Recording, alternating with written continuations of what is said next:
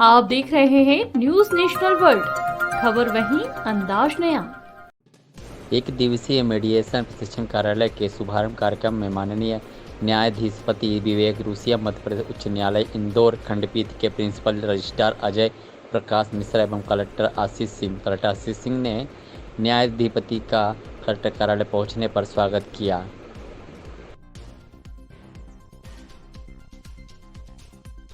देखिए, जो राजस्व के मामले हैं उनको राजस्व न्यायालयों के बजाय मध्यस्थता के माध्यम से कैसे सुलझाया जाए, इस हेतु माननीय उच्च न्यायालय की बहुत अच्छी पहल हुई है। और आज उसी कड़ी में honourable justice Shri Vivek Russia sir के द्वारा एक कार्यशाला का शुभारंभ किया गया है, जिसमें मध्यस्थता में शामिल जो मीडिएटर्स हैं उनके द्वारा और हमारे जो रेवेन्यू अधिकारी हैं एसडीएमओ तहसीलदार द्वारा उनके द्वारा शिरकत करी गई है।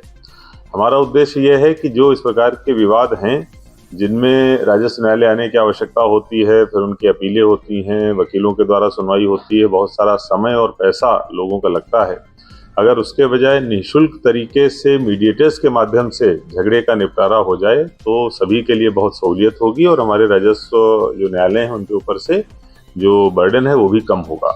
तो इस दिशा में आज ये ट्रेनिंग रखी गई है। बहुत जल्दी ही कलेक्ट्रेट में एक ऐसे सेंटर का भी, मीडिएशन सेंटर का भी शुभारंभ किया जाएगा और एक प्रणाली विकसित करी जाएगी जिसमें अगर इस प्रकार के कोई विवाद हैं तो पहले मध्यस्थता के जरिए उनको सुलझाने की कोशिश करी जाएगी और अगर वो नहीं सुलझते हैं तो फिर न्यायालय जो राजस्व के बने हुए उनके द्वारा उसका निराकरण होगा।